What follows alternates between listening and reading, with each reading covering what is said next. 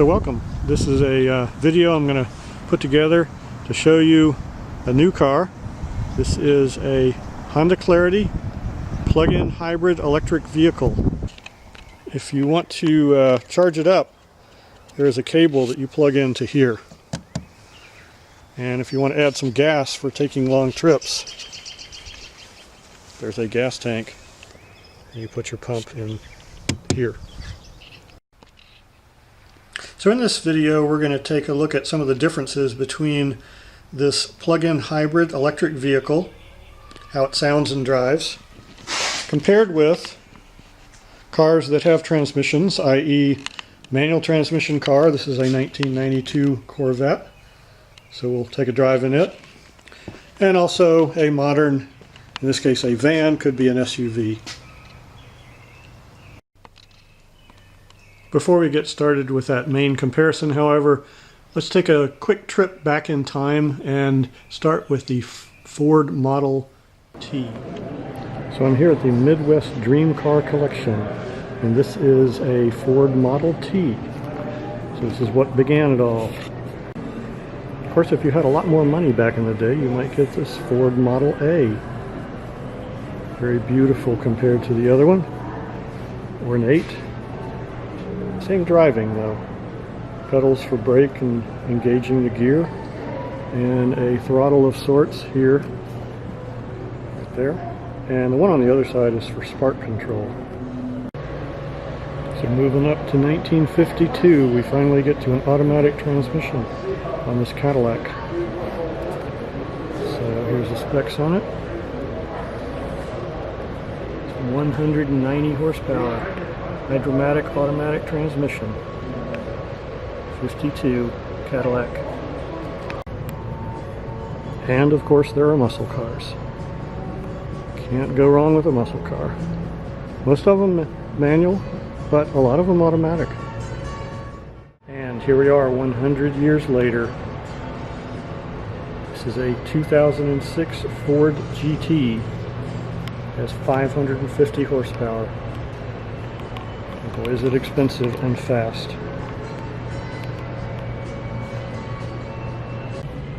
And finally, we have arrived at the future. This is the 2010 Tesla Roadster Sport, an early Tesla. The yellow one behind it is a modern C7 Corvette. Let's take a look at this Tesla. Batteries included. So here's the cockpit on the Tesla. Fairly normal looking compared to more modern Teslas. And if you look at the gear shift here, it's the same as on the new Clarity. You've got park, reverse, neutral, and drive. There are no gears. So here's the way cars were for like the first 50 years. They had, well, not this good, this is a Corvette, but they had clutches down here, the left pedal, and a brake and an accelerator. And the clutch, many of you know, needs to be used to shift gears. The gear shifter on this car is over here. The other thing you should do probably is put it in neutral, although you don't have to. Safer that way. Grab the key and let's start it up. So the starter, actually, you can hear it's fairly loud now. I'm letting the clutch out, it's in neutral.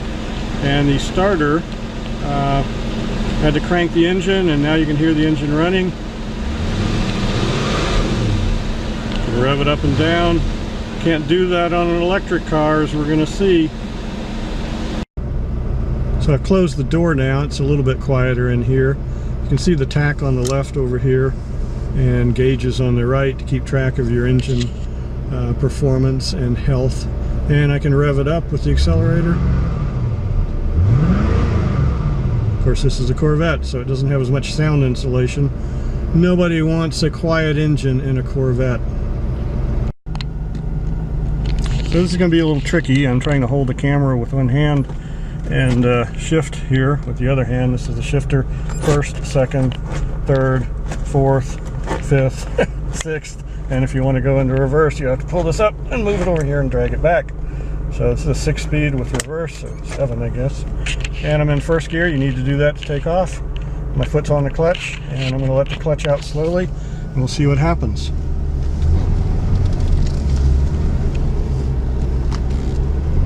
Making sure there's nobody around. And here we go, listen.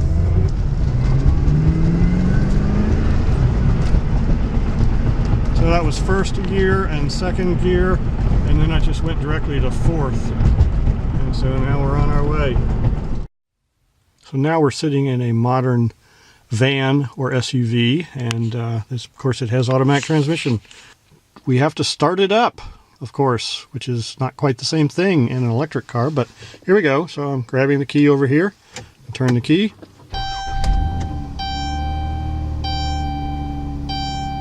And there it is, and I can rev it if I care. And there is a tach in this car, although, quite frankly, I don't know why.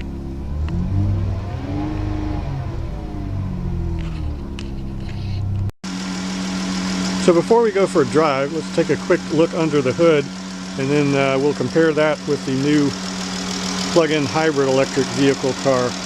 This is, of course, the engine. And you can't really see it because they've got this cover. So I'm going to pull the cover off. Toss that aside. And that is the engine. It's a 6-cylinder. There's 3 intake ports here, but I think there's symmetric, so it's 6 cylinders on this particular one. And there's lots of hoses and things under the hood, like any modern car. Coolant hoses. What look like hoses that are really just wires that are covered with insulation of sorts. What else? The transaxle. Yeah, we're going to talk about that coming up. So this is the transaxle, or the transmission, automatic transmission. And of course it's in a case, you can't really see it very well. There's some coolant lines that go to the radiator here. And what's on the other side? Ancillary stuff. Somewhere there's a fan belt, I'm sure. To run things like the alternator and the power steering pump and all of those things. Oh, the idle's cooled down now. So it was idling faster, but when these engines get warm enough, they run the idle down. So it's very complicated to make the engine run at maximum efficiency for one of these internal combustion engines. Tons of electronic controls. You may think electric cars, when you see the Clarity, has a lot of computers and electronics, but these do too. So let's go for a drive. Of course, to do that, I've got to shift it into reverse. On this one, I pull down to the second notch. We get a reverse camera there, of course. So we're out of the driveway, it's in reverse, and what I do, of course, is pull it down and shift it into drive. Went ka-chunk. And then we start moving forward. And if you watch carefully the tach over here and the speedometer and listen, you can hear it shifting through the gears. First gear, second gear, third gear. So it's trying to keep the RPMs about 2,000 the whole time. I think we're still in third, fourth gear.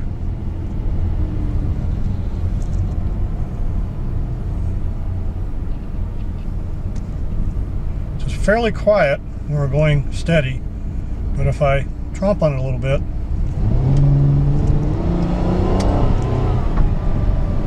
it really kicks down. The RPMs go up. That's how we get more power from an internal combustion engine.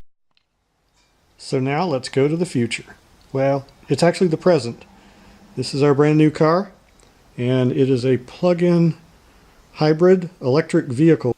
So I'm inside the car now, and I'm going to start it up. Listen carefully. I have to press on the brake, hit the start button. Hear the engine running? Of course you don't. There is no engine running. It's a purely electric vehicle. So where's the tachometer? Well, of course, there is no tachometer on this car because ordinarily we're going to try to run this in purely electric mode, and we don't need to look at the tach because there is basically no transmission. What you do see here, there's the electrical vehicle range is 48 currently. That'll go as high as 60 in the summer and as low as 35 or 40 in the winter. The hybrid vehicle range currently is 313. That means that when the battery gets low, or when you want to, you can kick on what's called hybrid mode and make this car run with a gasoline-powered engine. By the way, this car is on. The engine is, quote, running. You can't hear anything.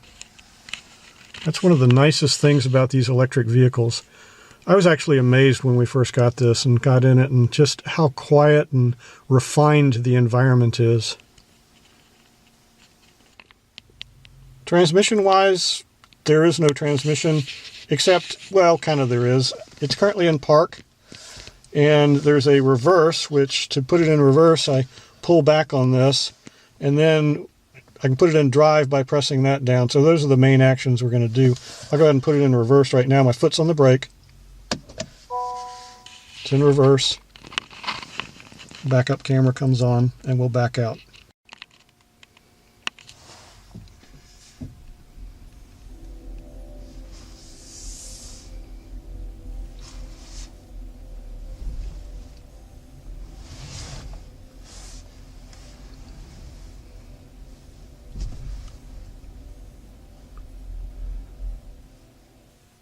You may have heard a quiet little musical sound. That's the warning for pedestrians that there is a super quiet vehicle that might be in your territory moving, and you ought to watch out for it.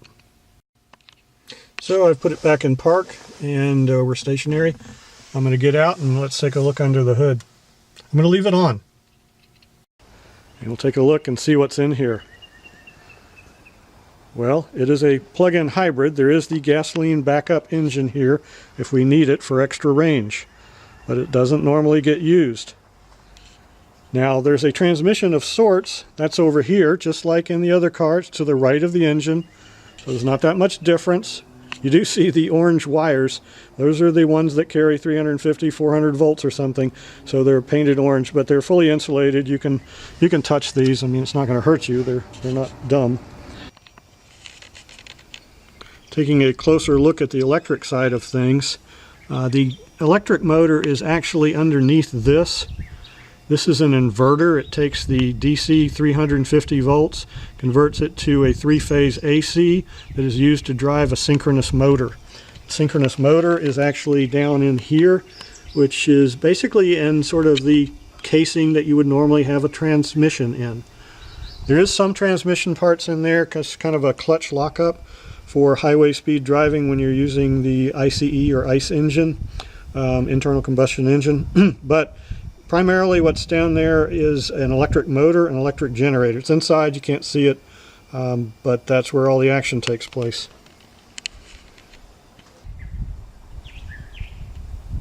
And once again, this is running. This is on. If I put it in gear and put my foot on the gas, it'll move. There's no engine purring or anything like that. Whether or not that's good or bad for you, that's something you'll have to decide. But for a daily driver, around town commuter, I love this. And remember, that endorsement is coming from a Corvette owner. I love the Corvette too. If I want to feel power and if I want to shift my own gears, I get in the Corvette. But for my daily commute, I get in this car. So let's start driving. I'm just going to pull forward a little bit and watch the gauge here. You'll see the power come out of the battery in blue and go to the wheels. And then when I slow down by taking my foot off the gas, the engine braking will actually be what's called regenerative braking, and it will slow the car down but also feed power back into the battery, and it will show as green. Let's see what we get. Yep, there's the blue. So I'm taking off.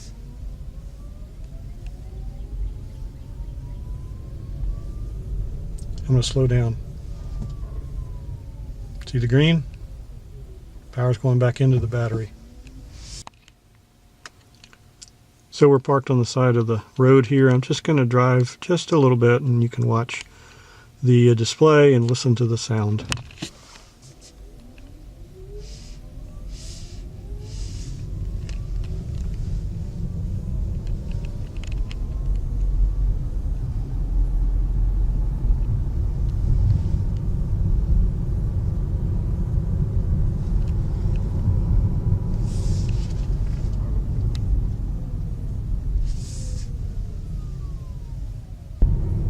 super quiet, super refined experience.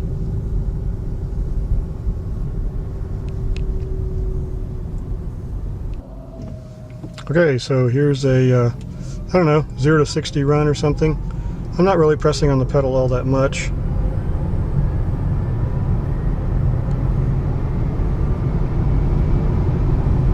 So that's a normal takeoff. I'm not trying to do a 0 to 60 run and find out how quick the car is. It's about 7.5 seconds, 8 seconds, something like that, according to other reports. It's got plenty of power. It's reasonably quiet in here, actually quite quiet. Highway speed, going 61 right now. This is a 60-ish mile-an-hour road.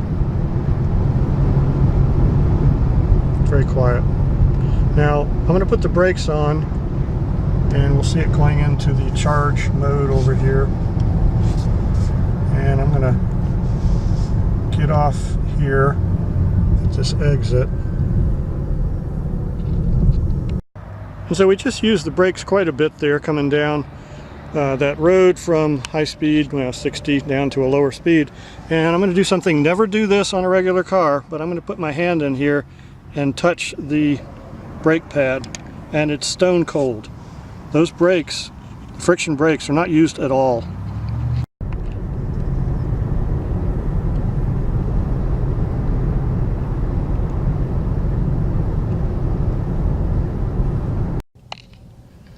So in closing, I want to make a few points. Like I said, this is all electric car. We have not used any gasoline at all, but we could if we wanted to drive across the country. So it's an electric car with a backup plan. You can think of it that way. What we haven't talked about is performance. This car weighs 4,000 pounds, but it has over 200 horsepower combined, and it can do quite well. There are 5 different modes you can put it in, so it's kind of a car enthusiast dream. You can put it in econ mode if you really want to, you know, never cut on the gas engine at all, which is what we can do. And you can do that up to 80 miles an hour. There's no problem. It has, let's see, 121 horsepower on all electric battery use, and that can go up to 212 if you punch it for passing on the interstate and so forth. But for spirited around town driving, you can put it in sport mode here. And then if you want to actually kick on the internal combustion engine, there's a hybrid vehicle mode. It also has paddles on the steering wheel. There's one here and one on the other side, but these are not for shifting. These are for what's called regenerative braking and controlling the amount of drag the engine provides, or effective drag, when you take your foot off the gas. It can slow down, just like when we were driving in the Corvette in second gear.